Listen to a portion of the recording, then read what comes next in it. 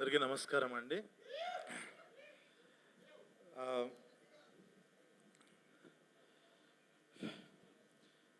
ఒక 5 ఏళ్లుగా ఒక 40-50 ప్రీ రిలీజ్లు గెస్ట్కి వెళ్ళి ఇప్పుడు మళ్ళీ చాలా రోజులతో మళ్ళీ నా సినిమా ప్రీ రిలీజ్కి వస్తే చాలా చాలా ఆనందంగా ఉంది. 5 years గ్యాప్ తర్వాత. ఫస్ట్ ఆఫ్ ఆల్ ఇన్నిసార్లు ఇప్పుడు మాట్లాడినా కూడా తడపడలే. ఇప్పుడు చాలా ఎమోషన్స్ తన్నుకొచ్చేస్తున్నాయి. చాలా విషయాలు చెప్పాలి. ఫస్ట్ ఒక 81 days కష్టపడి ఈ సినిమా ఫినిషెస్ అంటే లాస్ట్ ఇయర్ మార్చి నుంచి రాసుకొని దీని మొత్తాన్ని ఒక సెట్ మీదకి తీసుకురావడానికి 1 సంవత్సరం టైం పట్టింది. చాలా చాలా రైటింగ్ టైము, ప్రీ ప్రొడక్షన్ ఇదంతా జరిగి దాని తర్వాత ఫిబ్రవరి నుంచి షూట్ స్టార్ట్ చేసి ఒక 9 నెలలు ఎక్కడ ఆగకుండా షెడ్యూల్ చేయటం, ఫుటేజ్ చూసుకోవటం, ఇంకా ఇంకా ఇంకా సినిమాని చెక్కుతూ అలాగా ఒక 81 రోజులు చేసాము. ఒక 300 days స్పాన్లో ఒక 80 days వర్క్ చేసాము.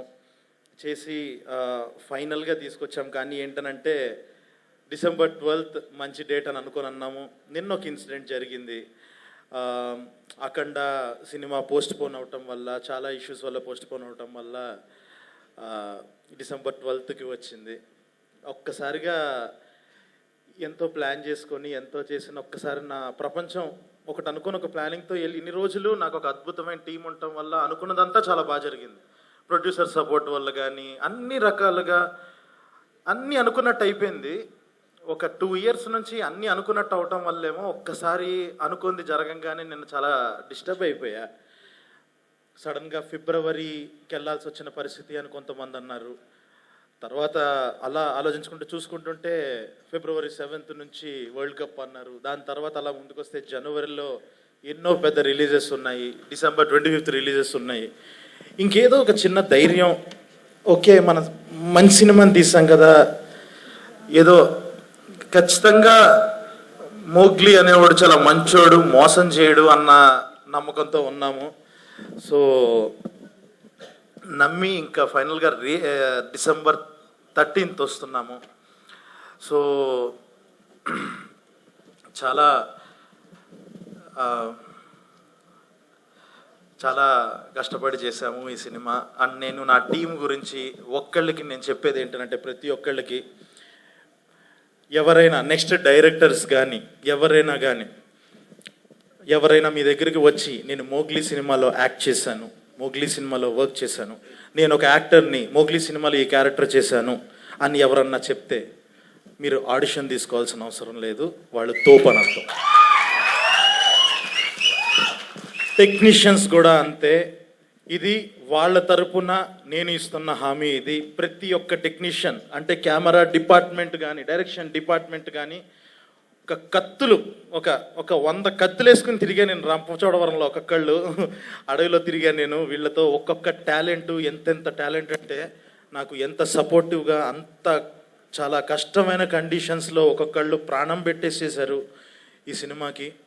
సో అంటే జనరల్గా ఒక నిజంగా ఏదో సింపతి తెచ్చుకోవాలనో ఏదో ఒక కష్టం గురించి మాట్లాడాల్సిన అవసరం వస్తుంది.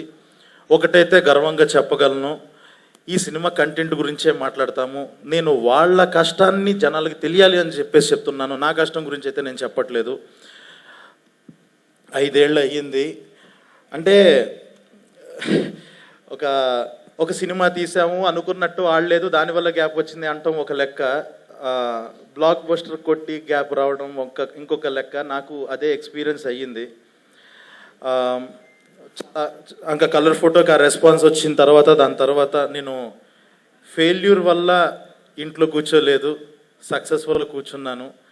అది చాలా పెయిన్ఫుల్ థింగ్. అది ఒకటైతే అర్థమైంది ఈ సినిమా తీసేటప్పుడు, ఒకటైతే మీరు నమ్మచ్చు, హిట్ కొడితేనే 5 ఏళ్ళు ఇంట్లో కూర్చుంటున్నాడు అని ఒకటి రియలైజ్ అయ్యాడు. సినిమా కొంచెం అటు ఇటు అయితే ఆడు ఇంకొక 15 ఏళ్ళు ఇంట్లోనే కూర్చునే పరిస్థితి వస్తుందని ఆడికి తెలుసు. ఆడు తీసిన సినిమా మోగ్లీ. ఇది అస్సలు దారి తప్పదు, ఒళ్ళు దగ్గర పెట్టుకొని తీశాడు. 1% కూడా మిస్ అవ్వదు. అండ్ నా టెక్నీషియన్స్ గురించి చెప్పాలి. ఫస్ట్ నేను ఒక జనవరి వరకు నేను జస్ట్ లైక్ పేపర్ మీద మొత్తం రోజు స్క్రిప్ట్ చదువుకొని ఒక సందీప్ రాజ్ సినిమాని రాసుకొని పెట్టుకొని ఒక సందీప్ రాజ్ స్క్రిప్ట్ చదివాను.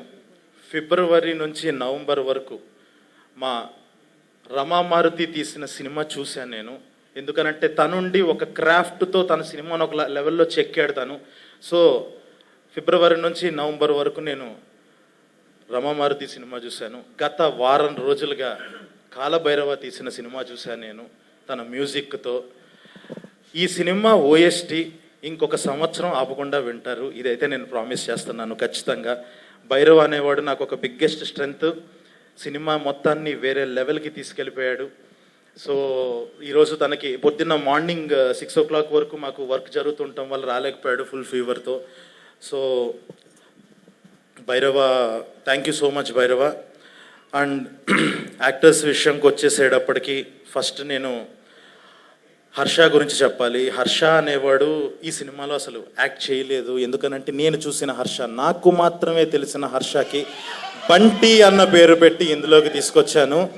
పర్ఫార్మెన్స్ ఇచ్చాడు వాడి అమ్మ. బంటి మామూలుగా ఇవ్వలేదు. అంటే వాడేదో ఇలా వచ్చి జోకులు వేసేసి మాట్లాడతాడు కానీ చాలా పెద్ద మోసగాడాడు, అదంతా అబద్ధం. వాళ్ళలో ఒక డెప్త్ ఉంది, అదే రేపు యాక్టర్గా కూడా మీరు చూస్తారు. ఎందుకంటే నేను చూసిన హర్ష ఒక మోగ్లీకి ఒక పక్కన బంటి అనేవాడు ఎలా ఉన్నాడు, ఓహో సందీప్తో హర్ష ఎలా ఉంటాడనమాట మనకెవరికి తెలియకుండా అన్నది రేపు ప్రపంచానికి తెలుసుద్ది రేపు 13th.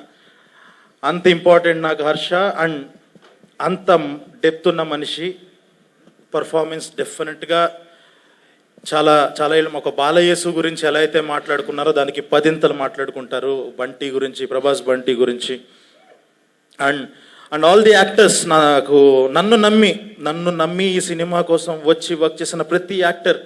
అంటే జస్ట్ లైక్ నేను అందరినీ ఒక మెసేజ్తో, ఎవరిని ఒక కాస్టింగ్ డైరెక్టర్ ద్వారానో ఒక మేనేజర్ ద్వారానో ఎవరిని కాంటాక్ట్ అవ్వలేదు. నేనే వాళ్ళని రిక్వెస్ట్ చేసి చాలా మంచి క్యారెక్టర్ అంటే మీరు రాశారంటే ఖచ్చితంగా బాగుంటుంది అని నమ్మి చేసిన ప్రతి ఒక్క యాక్టర్. విశాల్, లవ్ యూ, చాలా బాగా చేశారు విశాల్. అండ్ హిమ, శ్రావ్య, పవన్, అలెక్స్, మొత్తం వర తర్వాత మాట్లాడతా వర గురించి. సో ఇలా ప్రతి ఒక్కళ్ళు అందరూ నమ్మి వచ్చి చాలా ది బెస్ట్ పర్ఫార్మెన్సెస్ ఇచ్చారు. వాళ్ళందరికీ థ్యాంక్ యూ సో మచ్.